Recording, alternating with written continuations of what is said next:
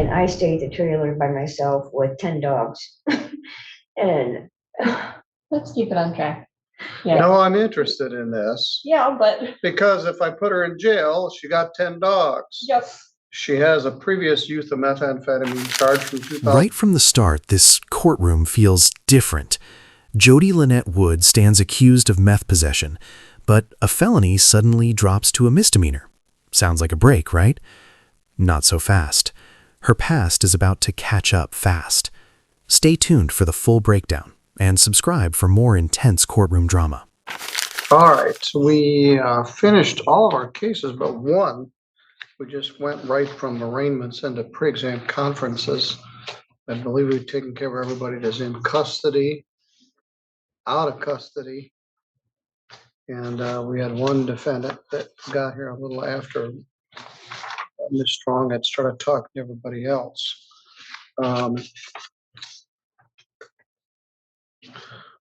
Also, we had a pretrial, Mr. Stephen Higgins, who was sitting in here. He came in like he thought he was supposed to. Hopefully they could get somebody to see him from the prosecutor's office. He was going to bring in proof of insurance and license and probably get his case resolved, hopefully. Anyway, the case that's left is People versus Jody Lynette Wood. That's you. The file here is 252390FY. You're here with your lawyer, Ms. Casey Strong. Also present is Joshua Robert, from Chief Assistant from the Prosecutor's Office. And you're charged with possession of methamphetamine. The file number 2390. Let's look at this one.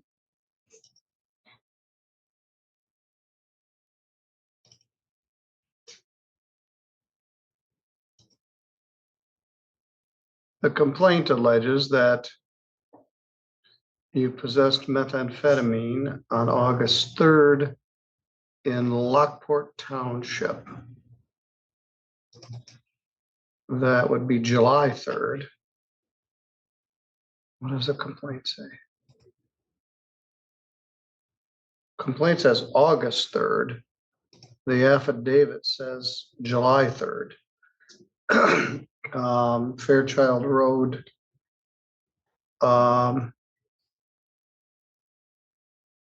With a couple of dogs. I've seen you walking your dogs out there.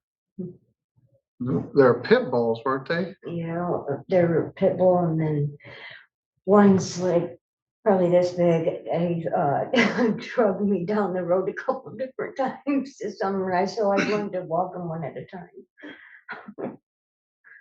All right, they took you to the hospital.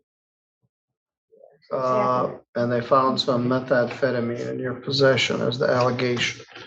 Prosecutors agreed to dismiss the felony charge. Is that correct, Mr. Robert, for at least a use of meth? Yes, Your Honor.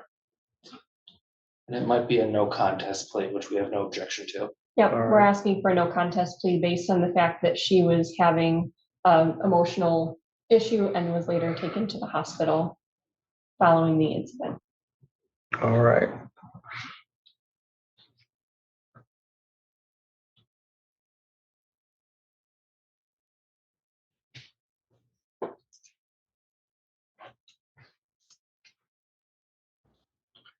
All right. So let's break this down. They're dismissing the felony charge, punishable by up to 10 years imprisonment, for a plea to a misdemeanor charge of use of methamphetamine. Use of methamphetamine is a misdemeanor. It's punishable by up to a year in jail and a fine of up to $2,000.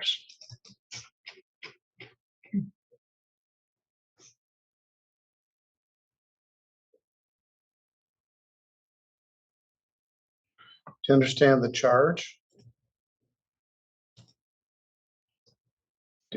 All right. Now, by pleading no contest to this, you don't admit what happened, but you also don't deny what happened, and you would allow or accept that a conviction would enter. Do you understand? Yes.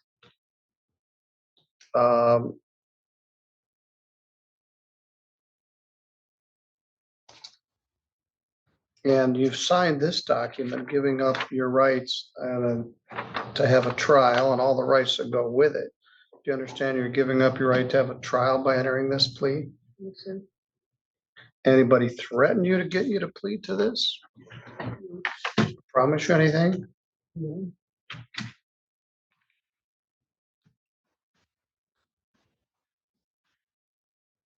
Now, by pleading no contest, you don't admit what happened, but you also don't deny what happened, and you would allow or accept that a conviction would enter. Do you understand? Yes, sir.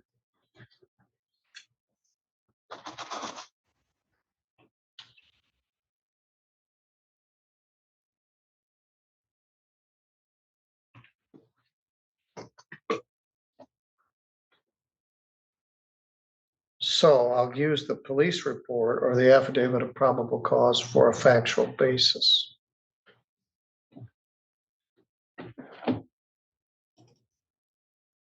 Now, you were walking your dogs. Was this at about the time that George threw you out of the house? His parents, because it's his parents' house, Yes, they were, yes. but they did, I never came to court or anything, so I don't understand how they, All right, but anyway, you were living in the house, then you weren't there anymore. yeah, we split up for about 3 years. And I was staying over on US 12, and we got back together, and just, we've had so many Where do you live now? right there. On Freese Road? After all the effort to get you out of there, you're all back in the same house? Well, he stays at his mom's and has basically all his stuff at his mom's. And I stay at the trailer by myself with 10 dogs. And Let's keep it on track. Yeah, No, I'm interested in this yeah, but, because if I put her in jail, she got 10 dogs. yep, She has a previous use of methamphetamine charge from 2024 and she hasn't paid the fine it costs. If I gave her a methamphetamine test today, it would be positive. She's got all these pit bulls in that trailer terrorizing the neighborhood. And I don't know what to do with her. All right, this was way back in July, Miss Wood. And Now, the judge zooms in on the bigger issue, her lifestyle, unstable housing, and 10 pit bulls, raising serious concerns. This isn't just about drugs anymore. It's about control and responsibility. The court is weighing risk versus rehabilitation. Do you think the judge should prioritize punishment or give her another chance here? this would have been, I guess, 6 o'clock at night.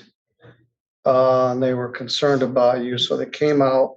Did you have some sort of anxiety attack or something? yes, And then they took you by ambulance to the hospital. yes, and I got a couple other ones too also, and then when I was just in jail for it this morning, I had an anxiety attack and I was in there too. All right, so that much we can get with your memory, but they did a search of your backpack and they found a baggie with some small amount of methamphetamine residue in it.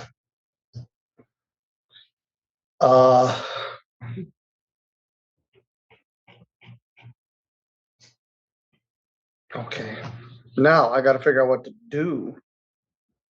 You have the 2024 use of methamphetamine that you haven't paid the fine, $330. You've also got a retail fraud ordinance case, 25296. Let's look at that one.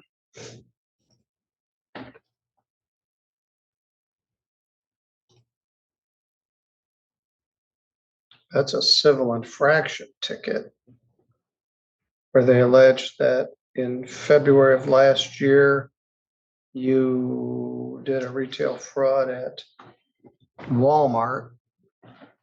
You didn't answer it and they entered a default on the civil infraction, and you owe $250, and then it goes up.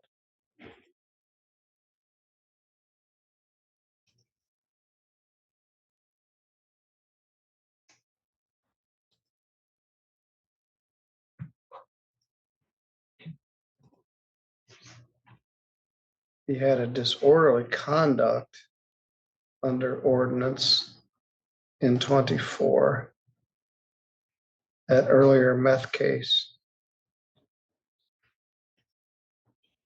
You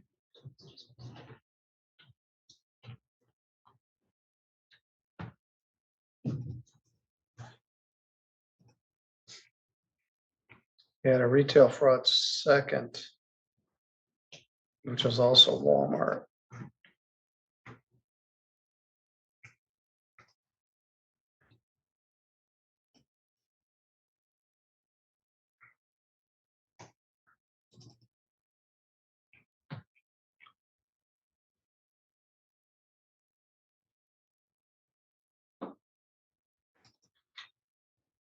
All right, in that earlier meth case, you got arrested. They were looking for somebody else and they arrested you because you had we got rid of the disorderly person. And then I didn't do a PR bond. Let's see what finally happened.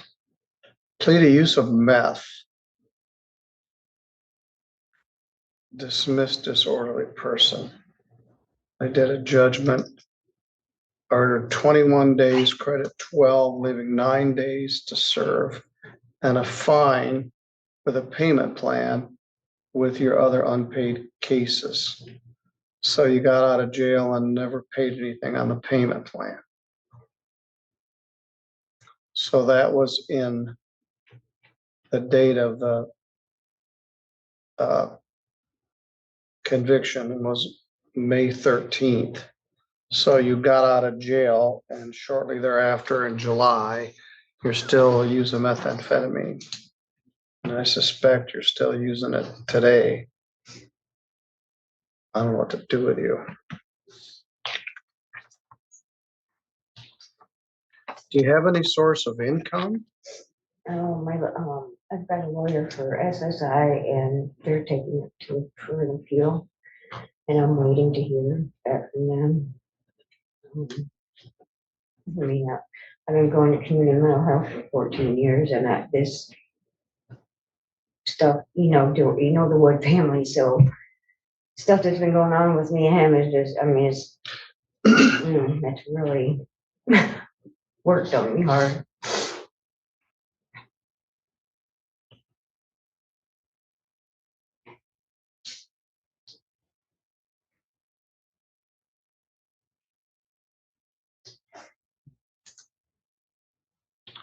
I'd put you in jail right now for about 30 days just to dry you out. I don't know how you would afford the dogs, and I don't know how you afford to continue to buy methamphetamine. And you're just killing yourself. But if I did that, I'd have these 10 pit bulls locked in that trailer by themselves.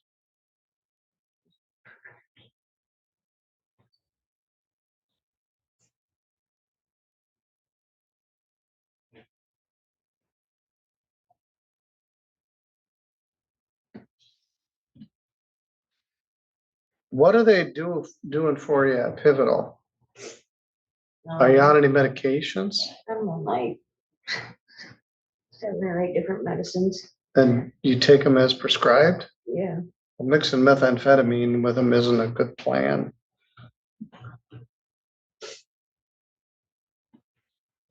Right, just nullifies everything that they're supposed to do. We sent you several notices about the payment plan. You did call in August and ask about it, but then we never heard from you again.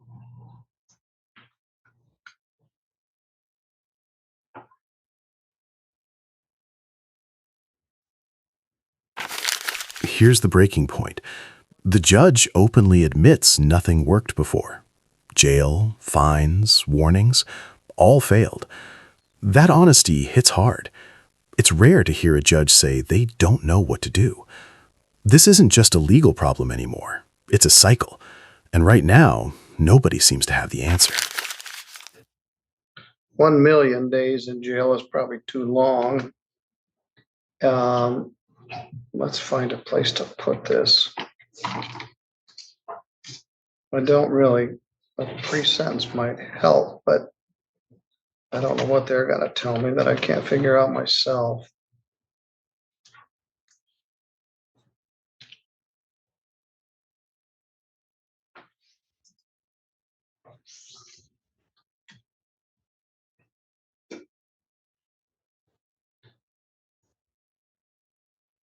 Casey, we just scheduled you for April 1st, didn't we? Yes, sir. We're at 10:30.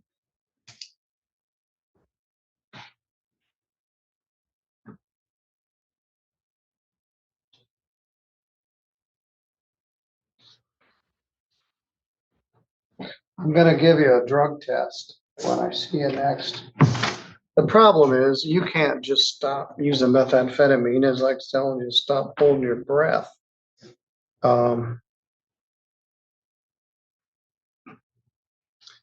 I don't know what Pivotal is doing. They're treating your mental health issues, but not your substance abuse issues.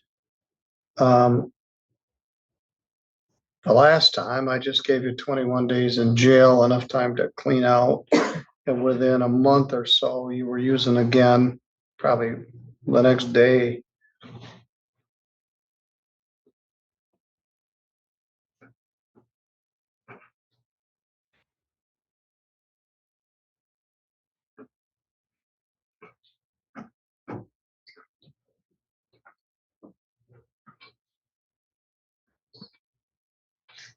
All right, you need to make provisions for the dogs. I'm gonna see you on April 1st. I'm gonna give you a drug test. And you haven't paid any money on any of your payment plans since Okay. August. I'm getting my taxes back and All right, well, I'll that put would my help taxes your towards some cause of of action. have filed in a couple of years, so.